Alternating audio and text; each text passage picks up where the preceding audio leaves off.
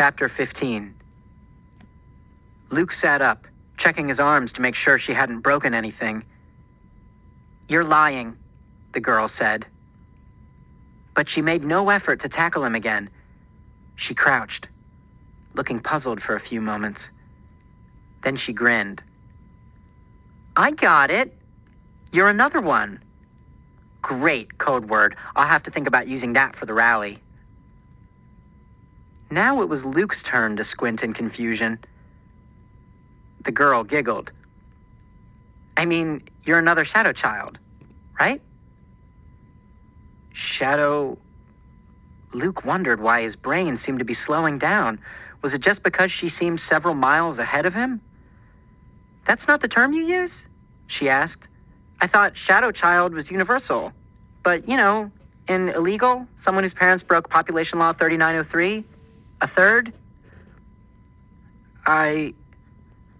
Luke couldn't bring himself to confess. He'd broken so many taboos today, leaving the house, standing in the open yard, talking to a stranger. Why did one more violation matter? "You can say it," the girl coaxed. "I'm a third child. Why should there be anything wrong with that?" Luke was spared having to answer her because she suddenly sprang to her feet, exclaiming, "Oh no, the alarm!" She raced down the hall and around the corner.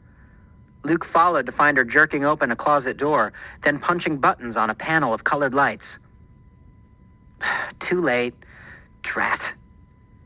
She ran to a phone, Luke following breathlessly. She dialed.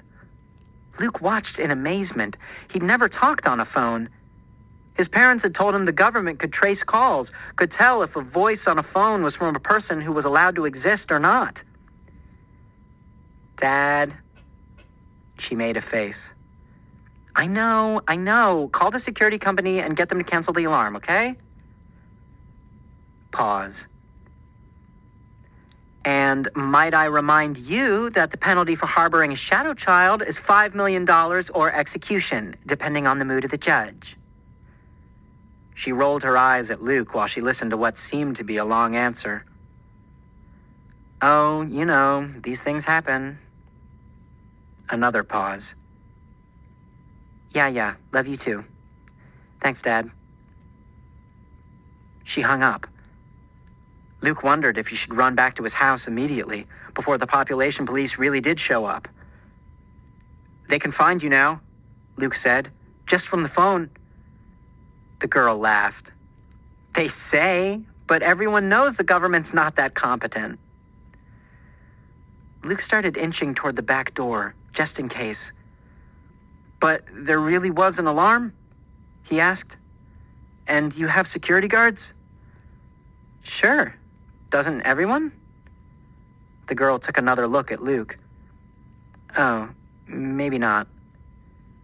She winced apologetically as soon as she'd said that. Luke decided to ignore the insult. "Do the security guards know you're here?" he asked. "Of course not," the girl said. "If they came, I'd have to hide. Personally, I think my family just has the alarm system to make sure I stay in the house. They don't know I can disable it. But," she gave him an evil grin, "I set it off sometimes just for fun."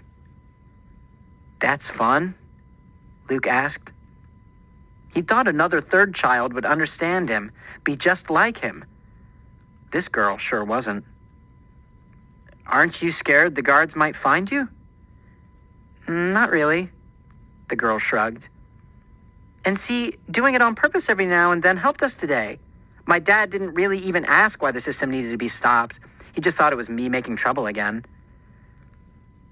In a twisted way, she kind of made sense. But trying to figure everything out made Luke's head hurt. He glanced toward the door. If he could just get safely home, he'd never complain about being bored again.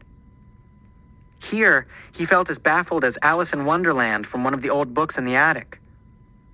Or he remembered something he'd read in a nature book. Maybe he was like the prey of a snake that hypnotized its victims before it ate them. He didn't think the girl would hurt him, but she might keep him confused and fascinated until the population police or the security guards or someone else arrived. The girl saw where he was looking. "Am I scaring you?" she asked. "Shadow kids can be so jumpy. You're safe, you know? How about if we start over? Would you care for a seat? What's your name, anyway?" Luke told her. "Nice to meet you," the girl said, shaking his hand in a way that made him feel like she was kind of making fun of him. Then she led him to sit down on a couch in the room he'd first entered. She perched beside him. "I'm Jen. Really, it's Jennifer Rose Talbot, but do I look like a Jennifer?" She shook her head and spread out her arms as if Luke should understand something from her rumpled sweatshirt and messy hair. Luke frowned. "I don't know," he said. "I don't know any Jennifers, just Matthew and Mark and Mother and Dad." He knew his parents' real names were Edna and Harlan, but he wondered if he shouldn't keep that secret, just in case. Probably he shouldn't have even mentioned Matthew and Mark, but he was surprised into it, thinking suddenly about how there was a world full of people outside his house, with a world full of different names he'd never heard of.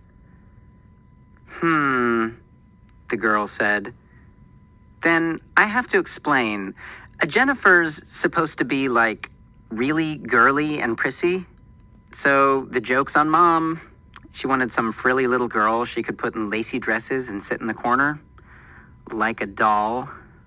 She paused. "Are Matthew and Mark your older brothers?" Luke nodded. "So you've never met anyone outside your immediate family?" Luke shook his head no. Jen looked so amazed he felt he had to defend himself. "And you have?" he asked, with almost the same taunting voice he sometimes used with Mark. "Well, yeah," she said. "But you're a third child too," Luke protested. "A shadow child, right?" He suddenly felt like it might be easy to cry if he let himself. All his life, he'd been told he couldn't do everything Matthew and Mark did because he was the third child. But if Jen could go about freely, it didn't make sense. Had his parents lied? "Don't you have to hide?" he asked. "Sure," Jen said. "Mostly. But my parents are very good at bribery, and so am I." She grinned wickedly. Then she squinted at Luke. "How did you know I was the third child? How'd you know I was here?" Luke told her. Somehow it seemed important to start with the woods coming down, so it turned into a very long story. Jen interrupted frequently with questions and comments. "So, you've never been away from your house except to go to your backyard or barn? You've stayed inside for 6 months? And, gosh, you must really hate these houses, huh?" And then when he got to the part about seeing her face in the window, she bit her lip. "My dad would kill me if he knew I'd done that. But the mirrors were messed up, and Carlos bet me I didn't even know what the weather was outside, and..." "Huh?" Luke said. "Mirrors? Carlos?" Jen waved away his questions. "Luke Garner," she announced solemnly, "you have come to the right place. Forget that hiding like a mole stuff. I'm your ticket out."